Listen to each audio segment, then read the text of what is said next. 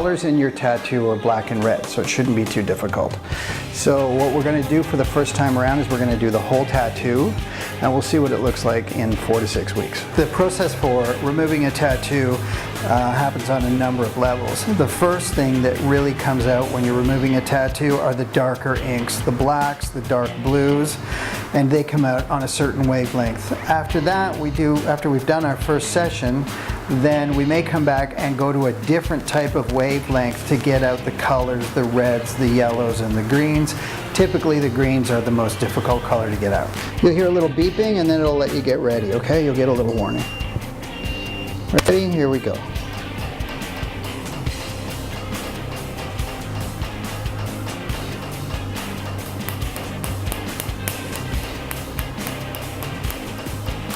And we're going to do a little bit and then have a look. Probably most of your black is going to come out today, okay? And then we'll do the reds next session. Some of it may come out, but to me that looked pretty good. So we did very well here. Well, today was a big tattoo. It's the entire calf. Today was Freddy Krueger's hands on a calf. And so there were two main colors, black and red here. The tattoo was done about 5 years ago. Removal on this tattoo. So this tattoo is a gigantic hand and a wrist.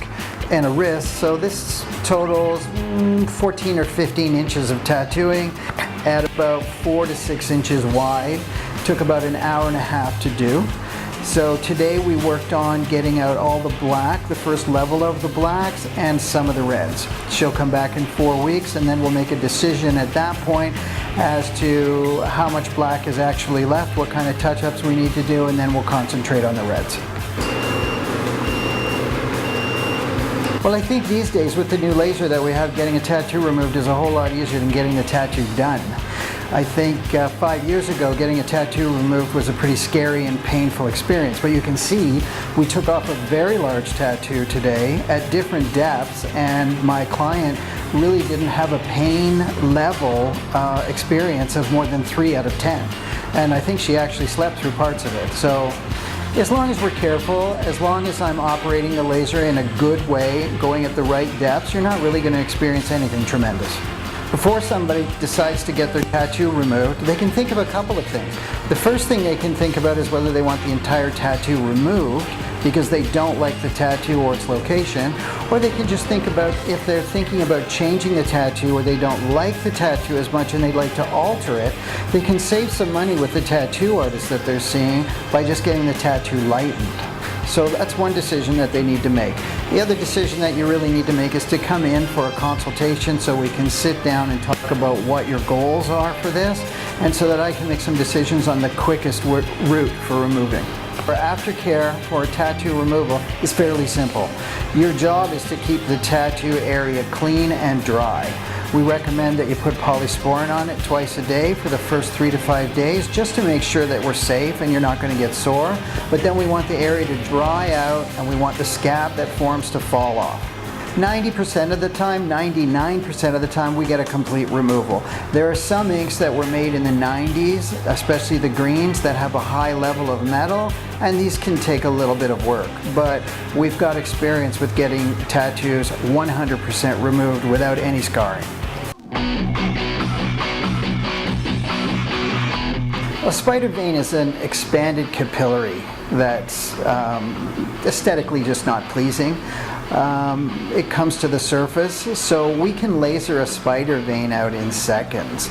Sometimes people will get a grouping of spider veins, an inch in diameter. They're often circular. We can get rid of the whole grouping in about 15 or 20 minutes very cheaply. It's mostly painless. Most people with spider vein removal don't even feel it. It's the same with hypopigmentation. We've got dark skin spots. I can get rid of those very quickly and with virtually no pain on any of those. Yeah, we've got some general spreading of some spider veins. With the spider veins that we did, I think we had a pain level about 1 out of 10, if anything. I'm not even sure she felt some of it. So having had hypopigmentation spot done myself, because when I was a lot younger I spent a tremendous amount of time on the sun, I didn't feel any of it myself. So your pain levels for this kind of service are low. So you're going to get a little notice from sound, and we'll do one little spot. You'll tell me how it feels, okay?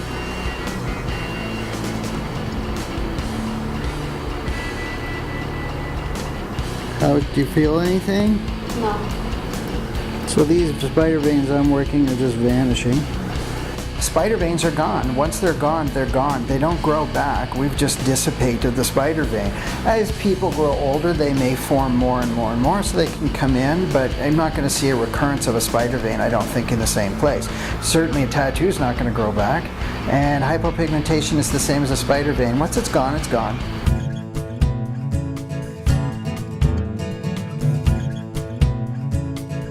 The last procedure I did was, some people call it a black doll mask, but it's really a carbon photo facial. And so in this process what we're doing is we take a very high grade carbon mask. We paint it on, we leave it on for 3 to 5 minutes for it to dry and soak in. And then I have a special lens for the laser that is only for doing these kinds of facials. So it's a very, very safe way to get a facial without risking any kind of damage. I'm going to run a mild astringent just to pull off any oils and any extra makeup that she may have left on. So we're going to do that. Then we're going to tape up, and we're going to cover off her eyebrows, and we're going to cover off her eyes with some goggles. Then we're going to paint this carbon facial on all the way around, right along her hairline, and we're going to leave it on for about 5 minutes to dry, and then we're going to do a very, very fast lasering job with a special end on the laser that's built for carbon. So what the carbon's hopefully going to do is smooth out her skin, smooth out these couple of rough spots she's got here. We'll do her nose, and you know, if people have any broken capillaries, anything like that, generally speaking, it'll reduce it. It'll smooth out a little bit of scarring as well. So we'll just see how you feel before and after. So the carbon goes on, it sinks in, you get some minerals from the carbon, and then we laser the carbon. So what this does is it has an effect of closing up pores, shrinking spider veins, lightening hypopigmentation spots, and some people will notice mild lifting of the facial muscles. So we've had experience where we've done half of the face and found we had a lopsided face and had to do the other side when somebody's cheek muscles actually went back up. So I think you can get the sort of experience that you might get from doing an acupuncture facelift from doing this, and it tends to last depending on your age and depending on the condition of your skin and the weather conditions you're putting your skin in. It can last 1 to 2 months. These areas on the side of the nose are very important because it's one of the first places that people actually get spider veins. This will reduce them. Some people think your skin is your largest organ, so you need to hydrate, you need to drink a lot of water. There's a rule of thumb of, you know, take your weight, divide it in 2, subtract 20%, and that's how many ounces of water you should be drinking every day, and filtered. Your lifestyle matters. I mean, sun, wind, alcohol, types of food, these all contribute to healthy or not healthy skin. Do you think it looks smoother? Yeah. Especially here on your nose? This here. Yeah. And because of this, you can see the little glow, so it's nice. It's very nice. Yeah.